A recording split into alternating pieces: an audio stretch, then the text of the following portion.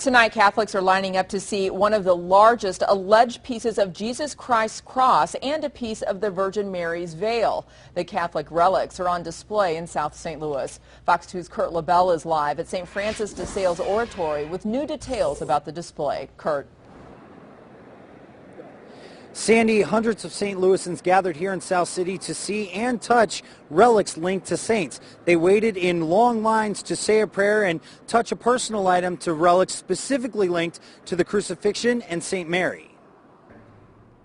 A relic is a term for a personal item linked to a saint. Friday night's exposition featured over 160 relics, but two of them really stood out over the rest. The more significant relics that are here is a fragment of the veil of Our Lady, the cloth worn by the Mother of God on her head, and wood from the cross upon which Jesus died. Father Martins travels all over the country with these relics. He says every exposition is a special experience for those people that come to see and touch them. People have that experience, that encounter, and it's great to be part of that. It's great to be able to be an instrument God uses to provide this for his people. Rosaries, prayer cards, and necklaces were just a few of the many objects people waited in line to touch up against the relics on display tonight.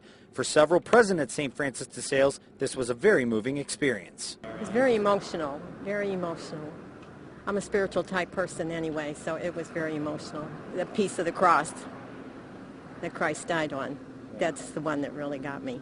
Some came here with very specific groups of people in mind to pray for. I just thought it was a great moment to besiege all the saints, to keep our youth in their intercession, and so that was my prayer. For Canon Michael Wiener, having St. Francis de Sales act as host of this exposition was special. This visit of 150 plus saints is a great blessing for our community, for the whole church, and for this part of town again. And for some of the visitors, they leave with an unforgettable memory. I'm 75 years old, and I never ever thought that I'd be touching something that had the wood of the cross.